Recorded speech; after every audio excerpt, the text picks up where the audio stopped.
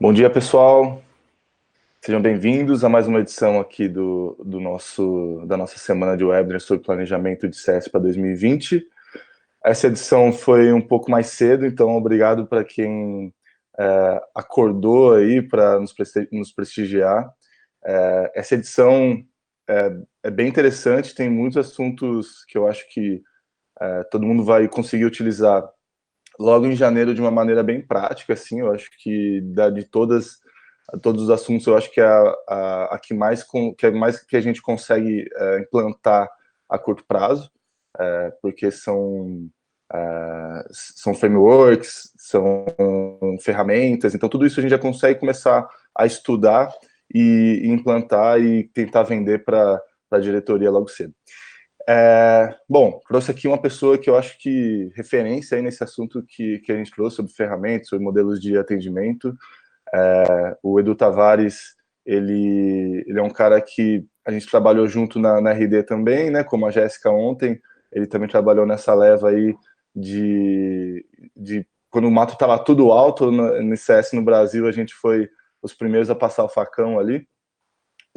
O Edu trabalhou em várias áreas dentro do guarda-chuva de CS lá na RD, e depois ele foi trabalhar na Softplan, e hoje ele está na Movidesk, ele é evangelista lá de CS na Movidesk. Ele também tem um blog que eu acho que é o maior blog com conteúdos de CS do Brasil, que é o Customer Success Brasil, e o podcast dele, eu acho que também deve ser o maior do Brasil sobre o assunto, que é o ClienteCast. Edu, obrigado por ter aceitado o convite. Se apresente agora da tua maneira, por favor. Valeu, obrigado, Diego, pelo convite. CS Academy, parabéns pelo trabalho, mais uma iniciativa bem legal. Bom dia, galera que acordou cedo, os que estiverem assistindo a gravação também, bem-vindos. Acho que vai ser um papo bem bacana, grande prazer estar aqui. Bom, o Diego já falou tudo aí, né? Então acho que não tem muito mais, não. Vamos que vamos. A gente está andando muito junto, que eu estou te conhecendo demais. Beleza, então vamos lá. Assim, como a gente vai falar de ferramentas e de modelos de atendimento, eu acho que tudo isso é porque tem um sonho meio que igual com todas as empresas que praticam Customer Success no Brasil, que é escalar a operação. Então, a gente vê muita empresa mudando o modelo, tentando revisar processos para ter um modelo um pouco mais escalável dessa operação, né, para não ser um custo, né, não ser uma fonte de custo para a empresa, e começar realmente a ser uma fonte de receita, né, um núcleo ali estratégico para a empresa. Então, assim, eu vou fazer já a pergunta-chave aí, como que você acha que é o caminho para ter um modelo de CS escalável para 2020? Pergunta de $1 milhão, né? Bem facinho. Bom, caminhos tem muitos, né? Acho que o principal é entender em cada empresa o que faz sentido. Isso tem muita relação com o tema de modelo de atendimento, né? Então, tem empresa que a tecnologia vai permitir escalar de uma maneira gigantesca, outras não vai poder ser tanto, em modelos mais próximos, né, o high touch, então que você tem um papel bem consultivo, às vezes aquele modelo que você está presencial no teu cliente, então como que a gente vai escalar, né? Então é importante pensar assim, escalar não necessariamente quer dizer que você vai ter 10 mil pessoas ali na tua equipe, ou que necessariamente você precisa ter um relacionamento tech e não poder ter essa questão mais humana, né, que existe em tantas empresas. Mas quando a gente pensa numa operação de CS e fala em escalar, é como que a gente consegue crescer o quanto a gente precisar e fizer sentido da melhor forma, na mais rápida e da menos doída, né? Porque quem aí está passando ou já passou por crescimento na empresa, nas equipes, sabe que dói. Em todas as esferas dentro da empresa, desde a cultura que vai se perdendo, os processos, os alinhamentos, conhecimento, enfim, tem muitos problemas que surgem. Então, eu comecei recentemente a ouvir o podcast da Stella, que chama Playbook. Então, o podcast é sobre playbooks, né? Como o nome já diz. O primeiro episódio que eu ouvi, que acho que não foi o primeiro deles, foi com o Eric, que é o CEO da RD, e até o Edson apresenta ele como o cara do playbook no Brasil. E, de fato, né, a gente que passou pela RD sabe que a questão de playbook lá é muito, muito forte. Então, o que é um playbook, né? E você ter os seus processos definidos. Então, chegou um novo CSM, novo ISM, lá no teu time. O que vai acontecer com ele? Geralmente são pessoas que ainda não têm experiência na área, ou não têm experiência naquele modelo da tua empresa e eles precisam de um período de aprendizado. Como que se acelera esse período e garante que ele vai ser o mais eficiente possível? Então, é o playbook, né? Então, qual que é o papel do meu profissional ali, do CSM, SM? Isso tem que estar muito bem claro. Até essa semana eu publiquei, acho que foi no domingo, no LinkedIn, um artigo que eu vi da Harvard Business, sobre a questão de motivação de funcionários e cultura da empresa. E aí tinham lá vários indicadores que tinham uma correlação direta com a questão de motivação, e o que tinha maior impacto, tanto positivo quanto negativo, era uma clareza de papéis. Então, você ter entendimento do que você precisa fazer e qual que é a tua função dentro da empresa. Então, sugestão aí para quem não tem, começar a pensar nisso. Um passo, dá para começar hoje. Começa a descrever quais são as rotinas, né, do ISM, CSM, se você tiver um time de Ops, se suporte estiver dentro da tua operação de CS, todo mundo que tem lá. Quais são as atribuições? Então, quais são o perfil que você busca, habilidades? Então, você tem o teu time lá de RH, contratação. Ano que vem vamos aumentar 10 pessoas. Contrata. O que esse time precisa buscar? Como que você facilita para eles, né, o processo de encontrar profissionais no mercado, trazer para dentro, né, até a própria entrevista. Então, a gente que está na área de CS ainda não conhece um monte de coisa que tem nesse meio, imagina quem está no RH e precisa botar alguém para dentro de CS. Então, também falando em escalar a operação, começa lá. Trazer gente alinhada, gente com as skills, né, as habilidades importantes para entregar aquela job description que você está desenhando. Então, isso já facilita processo de treinamento, então como que você vai treinar essa pessoa e, claro, entender na operação depois, né, no dia a dia, como que sua empresa se relaciona ali com seus clientes. Então, é por meio de tecnologia pura, então esse é mais fácil você escalar a operação, porque você provavelmente precisa de menos pessoas para falar com mais clientes. Mas se você tem um modelo mais próximo, mais consultivo, aí você tem que é um tempo de maturação maior, né? Um profissional já com uma característica específica, talvez uma senioridade maior. Então, é difícil, né, trazer esse tipo de profissional. Eles não são a maioria e não são, geralmente são profissionais mais caros, inclusive, né? Então, como é tão difícil, depois que ele entra, você não pode não fazer a coisa ali alinhada, correr o risco de ter um profissional super talentoso, difícil de encontrar e que fica perdido ali dentro da tua operação. Então, direcionamento, assim, é fundamental para em 15 dias, um mês, 2 meses que seja, a pessoa conseguir performar o que é esperado dela. E ainda sobre esse ponto, né, então você tem uma empresa que tem um tipo de atendimento super presencial, super high touch, ou às vezes não é um software, né? A gente não está falando aqui de segmentos, e você precisa escalar mantendo aquela personalização, né? Então, mantendo a característica única do teu atendimento. Muitas empresas são referência pelo atendimento que prestam. Então, tem um bom produto, tudo, mas, pô, os caras atendem muito bem. Então, É polêmico, né? Se é bom você ser referência pelo atendimento e não pelo teu produto, mas é bom, né? Então, acho que você atender bem o cliente é importante. E aí o papel, né? A gente fala em líderes, as lideranças têm um papel fundamental nesse processo, né? De escalar uma operação, principalmente em relação à cultura. Até ontem estava ouvindo o Resumo Cast, que fala do livro... Eu esqueci o nome, mas é um livro lá que fala da cultura da Netflix. Acho que é Powerful, alguma coisa assim.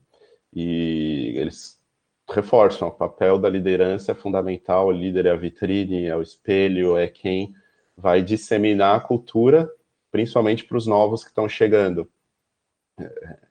Então, você alinhar a pessoa o quanto antes. A parte ferramental é fundamental, né? Então, se você tem ali os processos definidos, a gente vai falar um pouco mais, né, sobre software, ferramentas, mas você tem uma gestão clara da tua base de clientes, que seja numa planilha, né, que seja no Excel, mas você saber ali para onde você está olhando também vai te ajudar. Então, quando a gente fala em escala, não necessariamente é triplicar, aumentar tamanho de time, mas conforme você necessita crescer por conta da qualidade do que você vai entregar para o teu cliente, da necessidade de ter mais pessoas para garantir o sucesso do teu cliente, isso é escalar, é crescer uma operação, né? Então, provavelmente as pessoas que estão nos assistindo ou vão assistir, muitas não são de uma startup, né? E você fala escalar, é muita relação com esse negócio de startup, que vai escalar rápido e triple, triple, double, double, é unicórnio, é não sei o quê, mas às vezes não. Tem empresas aqui em Floripa que eles têm um mercado que é aquele mercado, não vai aumentar muito, porque eles já dominaram o Brasil inteiro, atendimento super próximo, então não necessariamente vai precisar dobrar, triplicar tamanho de time. Boa. Animal, cara. Bom, já pegando o gancho aí do que você disse e um pouco do que eu ouvi no ClienteCast essa semana do Guilherme Lopes, que foi o cara que com certeza começou a falar de CS aqui no Brasil. Eu achei muito Founder, né? interessante. Eu procurei o livro aqui, chama Powerful mesmo. Powerful. E o que ele falou nesse episódio que eu achei muito interessante, eu queria que você mostrasse um pouco da sua opinião também, até discuti ontem com a Jéssica, sobre... Ele falou assim, cara, o meu maior erro foi não ter contratado um Ops antes, um Enablement antes, criado a área de suporte antes, e aí você falou aí de contratação e de perfis, né? E só que eu acho que é igual quando eu penso em investimento, assim, né? Todo mundo fala assim, putz, o meu arrependimento é não ter começado a investir antes, né? Então todo mundo acho que tem esse sentimento, né? Putz, eu deveria ter contratado antes. Putz, essa pessoa que fez um baita diferencial aqui, putz, porque eu não peguei um engenheiro e coloquei isso na operação? Qual que é a sua visão, assim, disso? Putz, dá para prever as contratações que a gente vai necessitar daqui 6 meses, já começar a abrir o processo seletivo, e procurar pelos perfis que a gente sabe que vai precisar, né? Putz, agora preciso de um engenheiro, agora preciso de um conteudista, agora preciso de alguém que seja mais voltado à educação. Então, tem papéis que a gente já está vendo se provar necessário e algumas operações utilizando. Caso do CSOps, né, que é a pessoa que vai olhar para números, dados, planilhas, análises, focar muito na produtividade dos times. Então, se você vai crescer um time, sabe que você vai crescer pelo teu modelo de negócio, você já vai saber disso. Quanto antes você tiver algumas dessas pessoas, mais fácil vai ser para crescer, porque você vai crescer de forma organizada e de forma controlada. Então, uma pessoa de Ops, inclusive, vai te ajudar a projetar o tamanho de time que você precisa ter para atender a tua base de clientes daqui a um ano. A menos que você seja essa pessoa de número ou tenha alguém ali na operação CSM, ISM, que seja muito bom com números para te ajudar com isso, é bom, uma ajuda enorme já ter quanto antes essa pessoa, para poder focar exclusivamente nisso, porque às vezes você tem uma CSM que é bom de planilha, tal, não sei o quê, mas o papel dele não é esse. Então ele não vai conseguir ter 100% da atenção. CS Enablement mesmo, por exemplo, que a gente fez até o podcast com a Mahara, vai garantir o alinhamento, o treinamento, a gente falou muito disso, né, ali no começo, então quais são as rotinas do time, habilidades que precisa desenvolver, então essa pessoa vai ajudar também. Então esses dois papéis, principalmente, eles, para operações que vão crescer, você podendo ter alguém ali, te poupa muito tempo.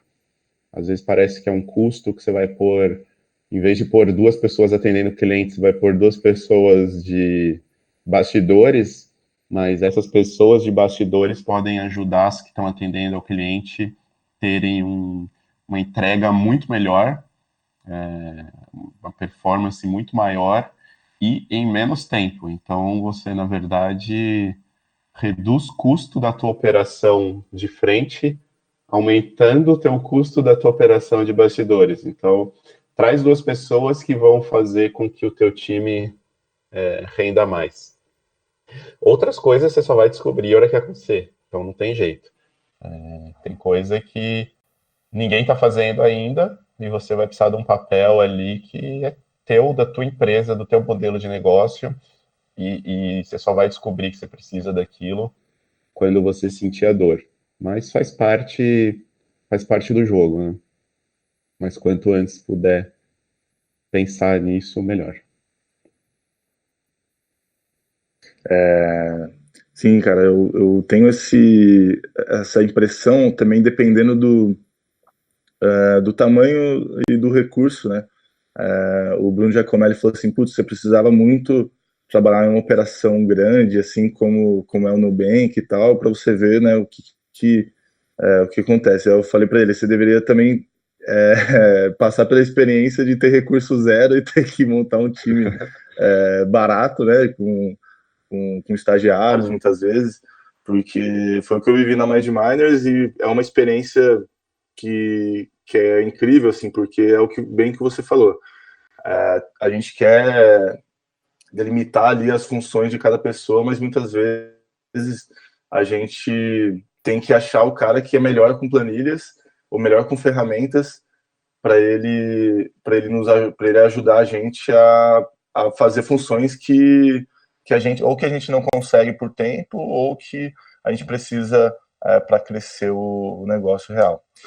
Bom, aí entrando já em ferramentas, o que você acha que seria o stack fundamental para a gente crescer com um mínimo de escala? Então, quais são as ferramentas que você acha que são fundamentais para a operação de CS que vão começar a diminuir a necessidade de contratar novas pessoas, que as pessoas fiquem em funções diferentes, né?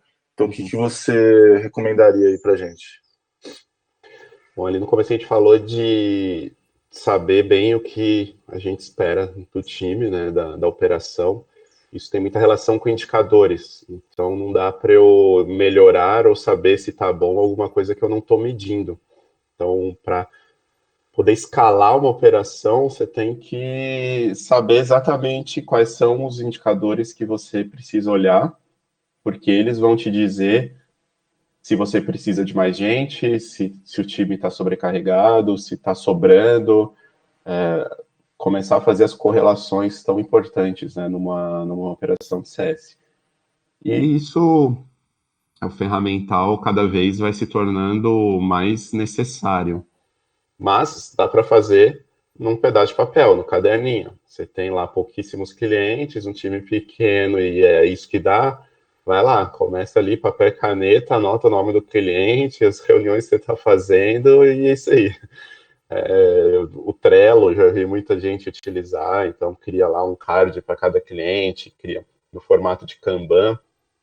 Então você pode criar, eu tenho uma rotina ali de treinamento de 4 reuniões com clientes, e cria cada uma das colunas ali do Trello, é uma reunião e você vai passando o cliente de uma para outra.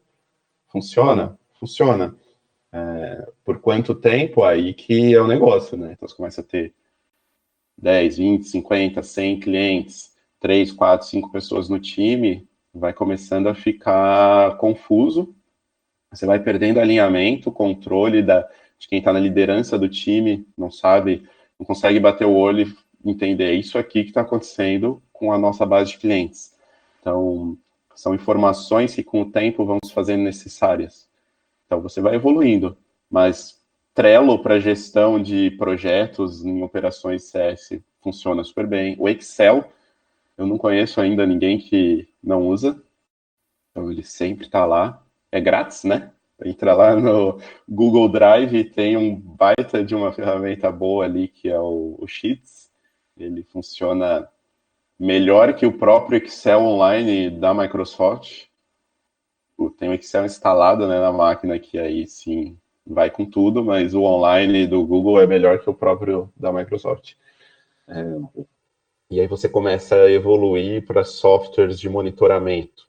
Então, até no episódio lá que você mencionou do guia, ele falou do Evergage, que a gente usava lá no começo da RD. Ele capturava informações, né, de uso do software, mas era muito difícil, você tinha que criar uns relatórios que você não entendia e tinha que exportar, ele mais dificultava do que facilitava, e muitas vezes. E aí o Bruno, né, o Giacomelli, já demonstrando esse lado de operações dele, criou uma baita de uma planilha onde o time de CS todo acompanhava. E isso eu estou falando de 15, 20 pessoas no time, com uma base de mais de 500 clientes já. Então, a principal ferramenta ali era a planilha. Cada CSM tinha o seu Trello, que ia controlando suas reuniões, mas visualização de base de clientes era pela planilha. Então, a pessoa de Ops pode até te ajudar nisso. Então, em vez de você contratar um software que vai te custar bem mais caro ao longo do ano, ele resolve a tua operação por um tempo, segura ali, nesse exemplo, com uma planilha. Se você não tiver essa pessoa que tem esse entendimento, você não vai conseguir. Boa. O Matheus até fala bastante assim que a maior dificuldade da Sense Data é chegar na operação e, por exemplo, o nome da empresa na ferramenta de pagamentos tá tudo junto, sem espaço, e na planilha de CS está separado. Então, assim, porque aí a hora que ele vai subir para a ferramenta dele, precisa estar igual, porque senão vai criar duas empresas diferentes. Então, às vezes são coisas simples que um Ops, ou quem está mexendo aí com essa planilha, pode começar a gerir os dados no Excel, né, como você falou, e manter uma padronização. E aí, como o Jaco fez lá na época da RD, ter uma pessoa que cobre isso, né, que as informações estejam nessa planilha, porque a hora que for contratar um software fica muito mais fácil, mais simples de visualizar os dados já vão aparecer ali durante a implantação. Sim, e acho que dados é um dos maiores problemas, né, nas empresas. O que eu sempre falo é assim, quantos clientes tem a tua empresa? Depende para quem você perguntar. Se for para o marketing, lá no software de marketing, ele vai falar um número. Se for para vendas é outro, se for para CS é outro, se for para financeiro é outro. Então, é muito comum esse cenário. Parece brincadeira, mas é muito comum. Então, no número de clientes não é tão claro. Claro, né? Que falando de volume alto, quando você tem 10 clientes, você sabe, mas 100, 200, 500 mil, 10 mil, 20 mil, é 20.200, é 19.700, então começa a acontecer isso. Muito por conta disso que o Diego falou. Então, às vezes, você tem mais clientes do que, de fato, a tua empresa tem, só que no software, porque tem coisa duplicada, cliente que você não cancelou, que já não é mais cliente, que já não paga. Então, esse tipo de problema que começa a acontecer, e se você se preparou lá atrás, aí ele vai impactar muito menos a operação da empresa, aí já nem falando mais de CS, a empresa toda. E aí a coisa vai evoluindo, né? Então você vai começar a fazer pesquisa com os seus clientes. Você vai usar o e-mail, você vai ligar, aí começa a precisar de software. Hoje a gente fala muito, né, de NPS, CSAT, o CS. É difícil você fazer isso numa forma muito roots, né? Muito raiz. Então você precisa de software. E aí a gestão da base, que acho que quem está em CS falou em software, o primeiro software que pensa, cara, quando que eu vou pôr meu time inteiro dentro de um único software. E aí tem muitos, né? A maioria de fora do Brasil, aí você vai pagar em dólar. No Brasil tem a Sense Data do Matheus, tem o Customer X, agora a própria Movidesk, a gente já está entrando também nessa seara de softwares, em breve novidades com Movie Journeys. Então, acho que principalmente assim, software, eu acho que tem dois problemas principais. Gestão de dados, e o outro é a questão de investimento. Então, às vezes, muita gente não tem um software que vai facilitar a gestão de dados porque não tem como investir, e vice-versa, né? Uhum. Então, é esse dilema, mas quanto antes, sempre melhor. Então, às vezes, a dor precisa bater lá no CEO para ele começar a descer para o diretor, para o gerente, para o coordenador, para a operação, e aí a coisa funcionar. Como a gente está ali no time de CS em posse de muitos dados, utilize esses dados também para justificar o uso de um software, porque a gente está falando aqui em crescimento, é fundamental. Boa. Bom, agora falando sobre outro assunto polêmico, no CS Academy muita gente fala assim, putz, Diego, explica aí qual é a diferença de CS e CX, putz, o que tá dentro, CX tá dentro de CS, CS tá dentro de CX, e aí eu queria já focar assim um assunto que eu acho que é mais importante do que essa diferenciação ou do que é o que, como que você vê assim operações de CX sendo implantados em operações B2B, muitas vezes, ou então em serviços, como você acha que isso facilita a vida da pessoa que está cuidando ali, do gestor de CS? Assim, como que isso ajuda na escala, como isso ajuda no atendimento, na percepção do cliente para chegar no sucesso desejado dele? A gente foi, mês passado, né, a gente participou lá do CX Summit em São Paulo, e eu e a Hobbs fomos pelo ClienteCast, gravamos 5 episódios lá com 5 palestrantes. O primeiro saiu essa semana com o Tomás Duarte, que é o dono da festa. E para todos eles a gente fez essa pergunta: já que estamos em um evento de Customer Experience, mas nós somos um podcast primordialmente ali de Customer Success, vamos para aquela pergunta polêmica: qual que é a diferença de CX e CS? E eles responderam. Então, quem quiser ouvir aí o que foi falado, tem 5 episódios, cada um de forma diferente. E, de fato, não existe isso e pronto. Até semana passada, lá na Movidesk, conversando com o time de marketing, veio essa pergunta e eu pus o meu ponto de vista. Como eu gosto muito do conceito do Lincoln Murphy, né, de sucesso desejado, que é a soma do resultado esperado e experiência apropriada, eu penso que a parte da experiência apropriada é o que a gente está falando hoje de CX, né, Customer Experience. Então, tem até o Matheus, né, lá nos workshops da CS Academy, ele fala: não adianta nada o Nubank fazer tudo que ele faz, manda coisinha, manda cartinha, manda não sei o que, se você sai do Brasil a viajar, vai passar o cartão e o cartão não funciona. Então, você esquece todas aquelas coisas porque você tá puto que o cartão não funcionou. Então, quando você tem um cartão de crédito, o sucesso ali que você espera é que ele passe todas as vezes que você precisar em qualquer lugar. A experiência vem junto, porque também não adianta o cartão funcionar e a empresa te trata como nada.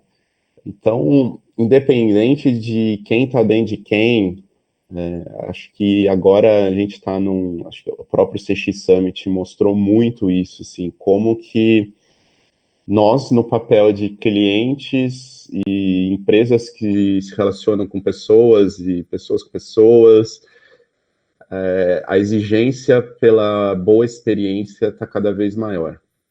A gente tem nosso celular com um monte de aplicativo, a gente quer resolver nossa vida ali, tem que ser uma experiência muito boa. Quando você abre um aplicativo que você não sabe o que fazer, você precisa dar muitos cliques e muitas coisas e muitas burocracias, por mais que resolva o problema, você fica com aquela sensação, pô, o outro ali faz de uma forma muito fácil.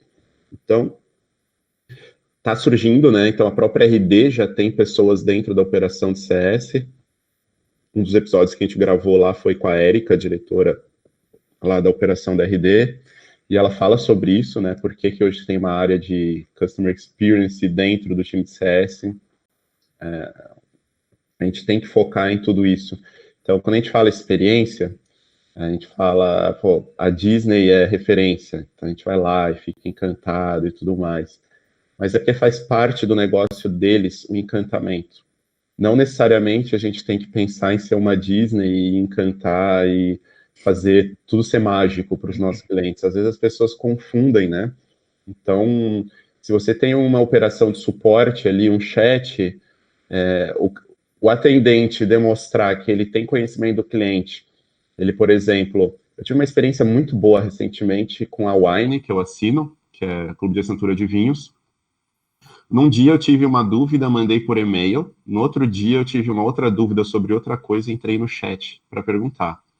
Quando eu entrei no chat, eu só queria resolver essa segunda dúvida. A outra eu achei que, não, já mandei por e-mail, alguém vai me responder e tá tudo certo. A atendente do chat resolveu a dúvida inicial. E antes de encerrar o atendimento, ela falou: eu vi que ontem você também mandou um e-mail com uma outra dúvida. Queria saber se já foi resolvido. Eu falei que ainda não tinham respondido e ela resolveu. Ela viu que eu tinha um outro ticket aberto, trouxe para o atendimento e resolveu os dois numa só. Tirei um print da tela na hora e fiz um post sobre isso, porque... Vai botar em palestra, né, galera? Pô, a propaganda que eu já estou fazendo. E isso é a magia Disney aplicado num chat de um clube de assinatura de vinhos. Ela não fez nada surreal, ela só tinha dados sobre ali, eu, cliente dela, e já trouxe e já resolveu meus dois problemas muito rápido. Então, quando a gente fala de experiência, pode ser algo super simples, não precisa estar um Mickey, não precisa ter fogos, não precisa ter nada além do que vai resolver o problema do cliente de uma forma simples, né? Então, cada vez mais a gente tem que prestar atenção nisso, porque teve uma outra pesquisa que foi divulgada e recente, que até lá no CX Summit, na palestra do iFood, do Arnaldo, ele usou muitos dados dessa pesquisa, a pesquisa da Price, que fala justamente disso, como que as pessoas estão começando a sentir falta do contato humano no relacionamento com as empresas, está indo muito para um lado de tecnologia e está se perdendo. E ao contrário do que a gente pensa às vezes, usar o telefone ainda é a principal forma que muita gente prefere. Então, do que entrar no chat, do que resolver numa central de ajuda, prefiro ligar. Né? Isso tem muita relação com complexidade de serviço. Tem coisa que o chat não vai resolver, o chatbot não vai resolver, uma central de ajuda não vai resolver, porque é complexo. Então, é telefone. Telefone é mais rápido e mais barato. Às vezes a gente acha que não, mas muitas vezes sim. Então, essa é um entendimento, assim, tem a questão que vocês vão ouvir lá nos podcasts, CX está de ponta a ponta. Está de ponta a ponta, concordo. Então, está lá no marketing, na atração do lead para virar cliente. Então, CX é maior que CS. Independente disso, acho que experiência a gente tem que olhar a todo ponto. A questão é que a gente está especializando isso agora muito próximo do time de pós-vendas, né, que é onde atua CS. Então, acho que tem essa confusão que CX é experiência e experiência é desde o primeiro contato e ele ainda não é cliente, então CS está dentro de CX. Independe. Só tem que fazer bem feito, né, os dois. Cara, tem que fazer bem feito. Teu produto tem que entregar o que você está dizendo que ele vai entregar, tem que resolver o problema do teu cliente e a experiência envolvida nisso aí tem que ser boa. Por mais que a experiência seja de 10 segundos ao longo de um ano, ela tem que ser boa. Né? Então, um exemplo que eu uso, eu tenho um blog no ar e tenho uma empresa de hospedagem por trás. O que é sucesso para mim? Eu nunca lembrar que essa empresa existe. Porque quando eu lembro dela é porque deu problema. Se meu blog sair do ar, eu vou, a empresa lá, eu vou atrás dela. Mas enquanto tiver tudo certo, a melhor experiência que eu posso ter é não precisar falar com eles. Então, isso é experiência do cliente, né? Via produto. Exato. Bom, e até outra coisa que o Gui falou nesse episódio do ClienteCast foi que as empresas têm que estar. Você vai se propor a fazer um novo canal de atendimento, tem que estar muito bem preparado, muito bem estruturado. Eu lembro que quando a gente estava na RD, o time de suporte falou assim: meu, vamos botar chat. Uhum. E aí foi lá, pegou um cohort ali de clientes, uns clientes bons, né? E aí colocou, acho que, sei lá, tinha uns 100 clientes. Eles tiraram em metade de um dia, eles já tiraram, porque com 100 clientes eles já não estavam conseguindo aguentar ali, suportar aquele volume. Então, assim, independente do tamanho da empresa, eu acho que, putz, vai pro telefone, que nem lá na Mais a gente usa muito chat, via WhatsApp, assim, né?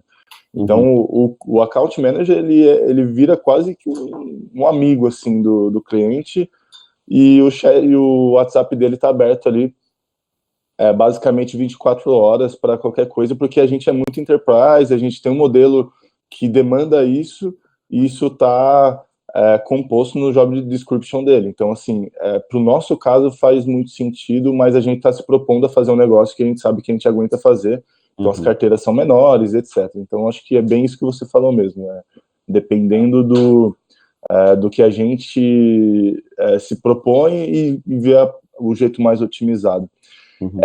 Bom, indo já para a parte final, depois a gente abre aqui para perguntas. Tem uma última pergunta que qual que é o modelo de atendimento que você acha que as empresas devem escolher? E aí eu queria que você dissertasse em alguns modelos de negócio, né? Putz, se o ticket for menor, se o ticket for maior, qual modelo de atendimento que te agrada mais em diversos modelos de negócio?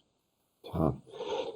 Bom, a gente fala em modelo de atendimento, hoje são 4 principais nomes que as pessoas conhecem, né, que é o Tech Touch, muito contato por tecnologia, então não tem interações humanas, Low Touch, que começa a ter um pouquinho de interações humanas, o Mid e o High Touch, que aumenta muito interações humanas, frequência de contato aumenta, a personalização, então, quanto mais tech, mais comunicações em massa você está fazendo, quanto mais high touch, mais comunicações individualizadas, né? Aquele exemplo lá do começo, você está no teu cliente, você faz reuniões presenciais no teu cliente uma vez por semana. É o teu modelo, é esse que funciona e bora lá, é isso que faz sentido. Que são pontos importantes aí, né? Porque até o Matheus usava o termo do Smart Touch, que eu acho que é o que faz sentido. Então, a pergunta que você fez, qual que é o meu, que eu mais gosto de ver, o preferido eu digo que é o teu modelo. Então, você ali na tua empresa, você vai entender para o teu cliente o que faz sentido e você vai definir o teu modelo de atendimento. Você citou ali o exemplo da MindMiners, tem o chat, o WhatsApp. Cara, para o teu cliente é fundamental, para você conseguir entregar sucesso para o teu cliente, você precisa ter esse tipo de interação. Pronto, esse é o teu modelo. Você vai ter que ter esse tipo de interação. E o que vai te ajudar a fazer, né, esse entendimento? A gente falou lá do modelo Lincoln Murphy, né, de resultado esperado e experiência apropriada. Primeiro, você tem que ter muito claro o que é o sucesso para o teu cliente, qual que é o resultado esperado. O cliente contrata a tua empresa, teu produto, teu serviço, o que você precisa entregar para ele. Exemplo do Nubank, você vai ter que fazer o cartão funcionar. Então, cara, teu cartão tem que funcionar. Qual que é a experiência apropriada? Para o meu cartão funcionar, eu preciso ter alguém ali que vai fazer um treinamento quando a pessoa virar cliente no Nubank para ensinar como usa cartão? Não precisa. Agora, se tem um produto complexo, eu tenho um ERP, você precisa dar muito treinamento para o teu cliente poder usar o teu produto e conseguir chegar no resultado que ele espera. Então, a experiência que você tem que dar é muito mais próxima. Então, você vai instalar o SAP na tua empresa, vai ficar um consultor ali junto do teu time 6 meses, dentro da tua empresa. Porque se não fizer isso, ninguém vai conseguir utilizar o teu produto, vai ser frustrante, é caro, é custoso, enfim, a experiência vai ser terrível e você vai ter um enorme problema. Uhum. Então, o teu produto e o resultado que os teus clientes buscam com ele, você vai entender a experiência que você vai entender o modelo de atendimento que você vai precisar dar para esse cliente e aí a experiência, né? Isso você vai moldando ali dentro desse atendimento. Então, quais são pontos aí importantes? Quem que é a persona, né? Quem que é o teu público? Quem está ali do outro lado? É uma pessoa que tem uma alta maturidade digital, falando aqui em produtos digitais, que é tranquilo, vai usar, a coisa vai funcionar direitinho, ou tem baixa maturidade. Então, você faz um software, só que o teu público não entende de software, então você vai ter que ficar ali do lado, ajudando eles. Qual que é o tamanho da empresa que você está atendendo? Então, muitas vezes você tem muitas interações, muitos pontos de contato dentro daquela empresa, então você precisa garantir que isso vai funcionar direito.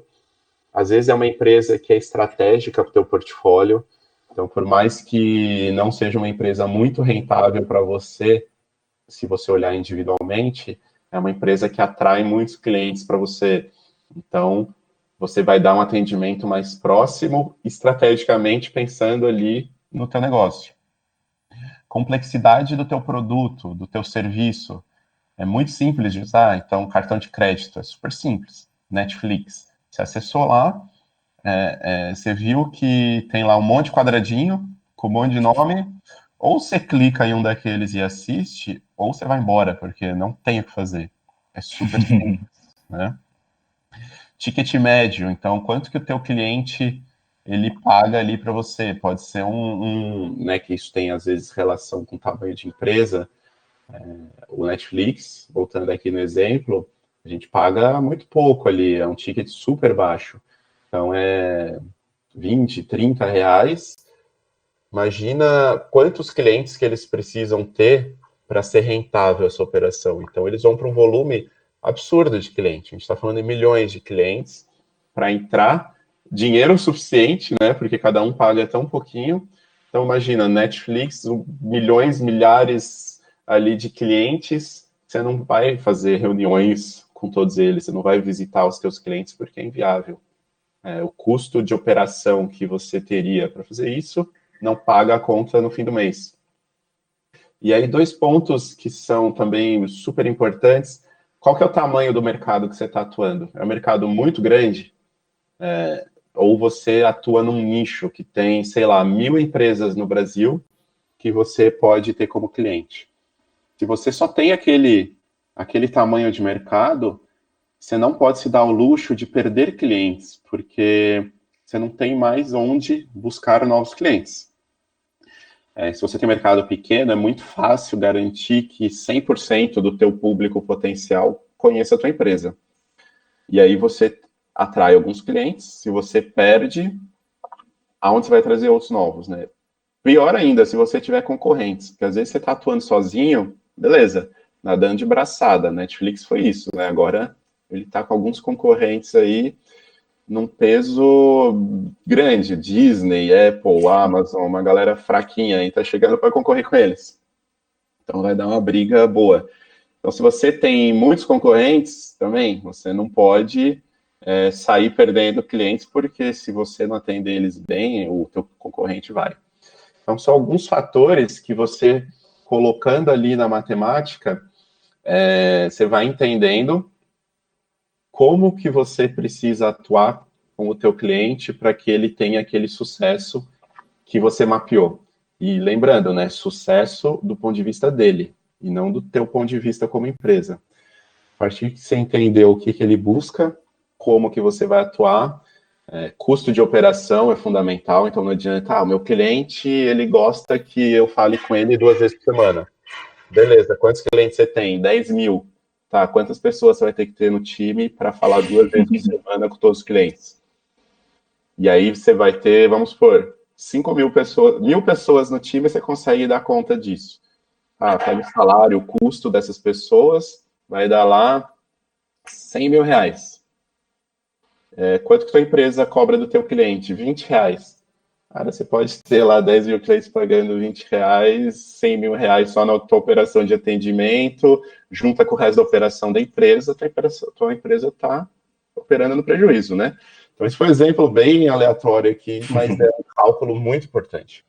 E quando você começa a entrar nesse entendimento, nesse nível de cálculo, a operação de CS se torna algo completamente estratégico no negócio. Aí você sai de um nível tático ali de operação e vai para um nível business. Aí você está falando com o CEO, está falando com os investidores, com os diretores.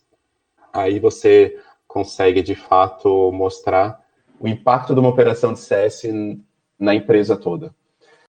Então, são vários fatores, né, aqui que você vai ponderando, entendendo, vendo o que faz sentido, e com base nisso aí, chegando no modelo que é viável para a tua empresa sobreviver e ser lucrativa, né, porque aqui as empresas, a gente está falando de empresas, então a gente está falando de lucro, e ao mesmo tempo entrega sucesso para o teu cliente com a melhor experiência.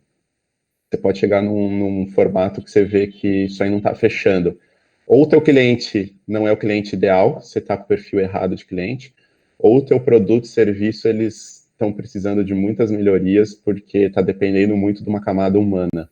E geralmente, quando não é um produto muito complexo e que depende muito da camada humana, está com problema no produto e isso precisa ser revisto.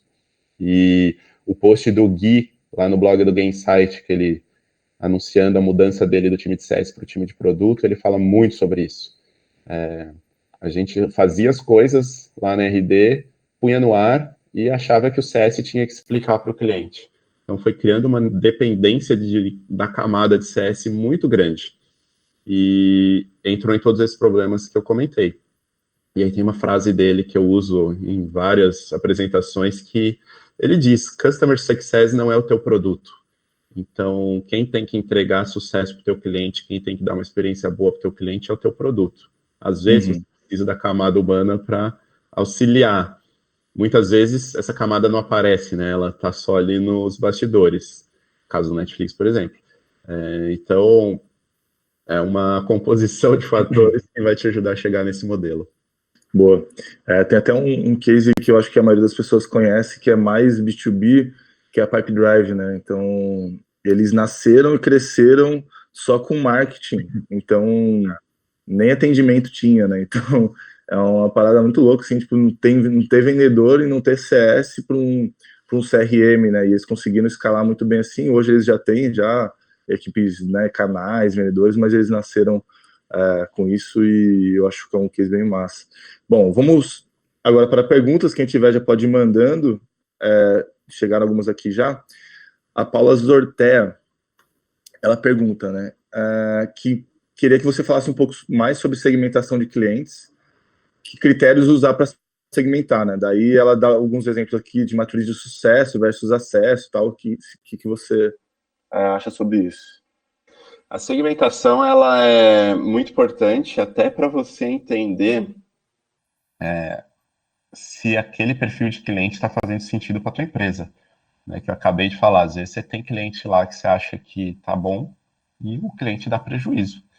Então, dependendo da forma que você conseguir segmentar, isso vai ficar muito evidente para você.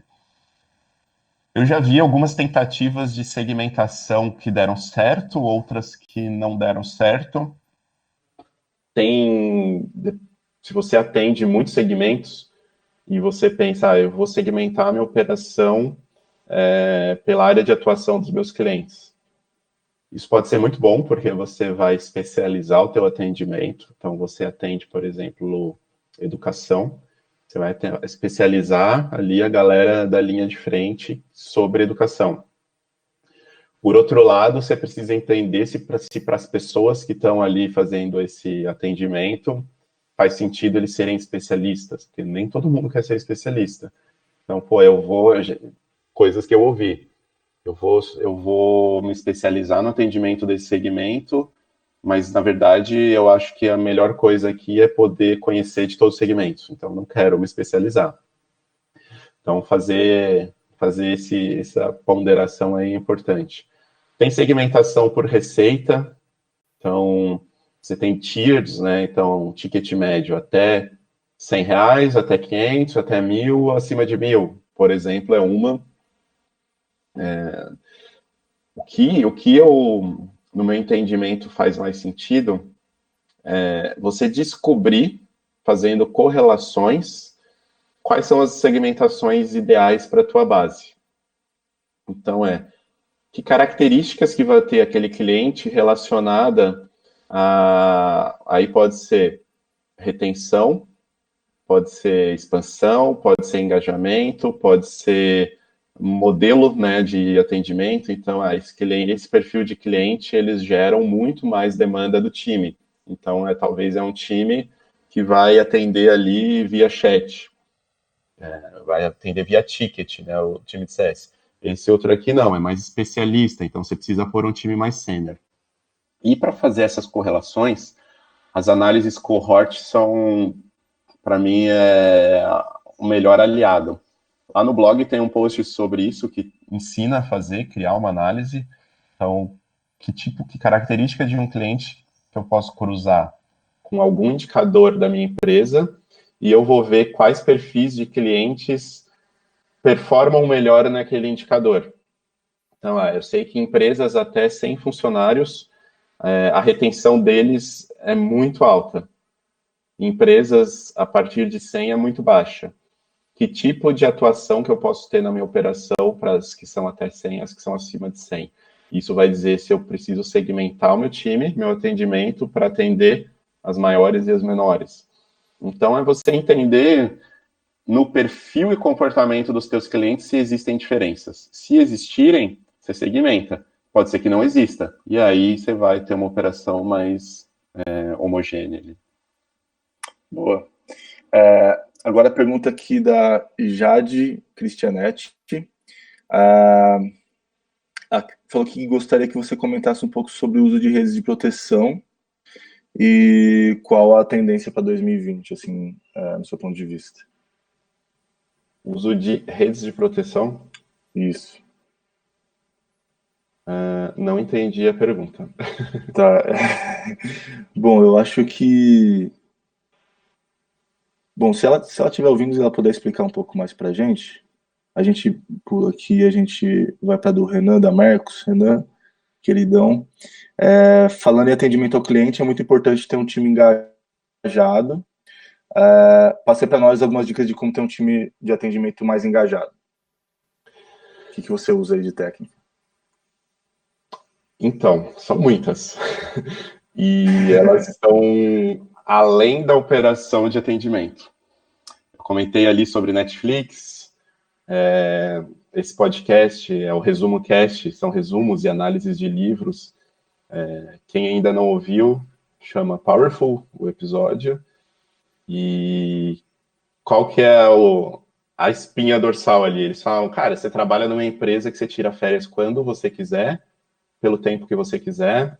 Você vai viajar pela empresa, você pode usar o budget ilimitado, você paga o que você quiser, quanto custar. Você, assim, não tem regra nenhuma. Na verdade, tem uma, né? Que é responsabilidade. Então, como que eles conseguem criar um ambiente que funciona bem, praticamente sem regras? E aí eles falam muito da cultura, que tem lá o Culture Deck, que é o código de cultura da Netflix, que é divulgado publicamente, que é super conhecido aí. A cultura clara e você trazer pessoas super alinhadas àqueles valores, ela vai fazer com que depois as coisas funcionem bem. Então, o processo de recrutamento e seleção é super criterioso. Então, você não se contentar em trazer alguém mais ou menos, você tem que trazer sempre o melhor para cada uma daquelas vagas. Lá no comecinho a gente falou de ter claro os papéis e as job descriptions, né? Então, quais são as entregas que cada um tem que fazer? Você ter isso te ajuda a trazer as pessoas adequadas com perfil adequado. Quando você tem uma cultura forte, que tem esse post que eu falei no domingo, que eu pus sobre o artigo da Harvard, fala sobre isso, como que uma cultura impacta a motivação do time. E é muito clara a correlação. Então, procura ali no meu LinkedIn, Eduardo Tavares, os dos últimos posts que eu fiz, é exatamente sobre esse tema, como que você consegue impactar a motivação das equipes. E tem muito a ver com o propósito de empresa. Então, qual que é o propósito da empresa que você trabalha? O que que essa empresa ela faz para o mundo, para a sociedade? Quando a pessoa está alinhada com aquilo, salário e benefícios e outras coisas ganham um peso muito menor, porque a pessoa está trabalhando no propósito dela. Óbvio que é importante, eu não estou falando isso, mas ela vai estar todo dia, ela vai acordar pensando, cara, como que eu chego hoje na empresa e ajudo a resolver esse problema? Como que o meu trabalho vai impactar na minha cidade, no Brasil, no mundo? Então, quando você consegue dar um senso de por que que eu estou aqui fazendo o que eu estou fazendo, muda muito. Então, a pessoa, eu estou lá porque eu estou lá e meu papel é atender o cliente. Puta, os clientes só entram com problema. O Gui fala muito disso ali no podcast. Ele fala, cara, empatia é a característica número um que eu buscaria em pessoas para trabalhar com clientes. Porque, claro que o cliente vai trazer dúvidas, problemas, reclamações, frustrações, mas se isso você enxergar como um problema no teu dia a dia, tá muito errado, né? Você não consegue se pôr do lado dele. Se o cliente está com problema e está reclamando, pode ser que é porque você não está fazendo o que você tem que fazer. A tua empresa, o teu produto, a coisa não está funcionando, e o cliente está frustrado, ele não conseguiu usar. Então, esse entendimento do porquê eu estou aqui e por que que eu faço o que que eu faço e por que que essa empresa faz o que que ela faz é muito importante. E isso é de cima para baixo, não tem jeito. Se a liderança, os donos, a gestão da empresa não estiver alinhada e comprada com isso, dificilmente a operação toda e a empresa toda vai estar. Então, ouça o Resumo Cast, se tiver interesse, leia o livro. E esse artigo da Harvard Business Review ali também, que eu publiquei no domingo, fala exatamente sobre esse ponto que você perguntou, com dados, enfim, vai mais a fundo. Boa. A gente vai colocar esses links aí na thread do YouTube. Aí, se a Jade depois quiser mandar para a gente a dúvida dela, daí eu e o Edu, a gente tenta ajudar. Gente, então é isso. Queria agradecer, Edu, pelo seu tempo, por acordar cedo e se preparar, colocar a camisa da CS Academy para nos ajudar. Boa, amanhã tem o último episódio aí, a última live, que é com a Larissa Dalaman. Para mim, ela é a grande referência aí de onboarding no Brasil. Ela participou acho que da maior operação de CS e de implantação no Brasil, que é Resultados Digitais, e ela vai mostrar bastante sobre como definir o que é sucesso para o cliente, que é uma coisa que a gente falou aqui hoje. E eu acho que às vezes parece ser simples, mas se você pergunta na empresa, para o CEO, para o CSM, para o vendedor, cada um vai falar uma coisa. Então eu acho que é importante ouvir o que a Lari tem para falar, porque ela vai dizendo sobre metodologias que ela usou na RD e que foram muito eficazes, que são utilizadas até hoje. Isso foi feito, se eu não me engano, entre 2014 e 2015, e até hoje é o que define o que é sucesso para o cliente da RD, e eu acho que é um dos pontos mais importantes na operação, principalmente com quem está começando aí uma operação nova de CS. Então, Edu, mais uma vez, obrigado pelo seu tempo. Espero que a gente possa fazer mais conteúdos. A gente vai rodar o Brasil juntos aí agora, né? Agora que você está com essa missão aí de disseminar o conteúdo de CS pelo Brasil, e eu também tenho essa missão aqui na CS Academy. Espero que a gente possa levar para cada cantinho aí, que esse ano, 2020, seja o ano que vai ser o mais especial para a CS, e cada ano isso vai se renovando e crescendo. É isso aí, valeu pelo convite, a oportunidade, espero ter ajudado com algumas coisas aqui. E vamos nessa, conta comigo, ano que vem, estamos com tudo, firme e forte.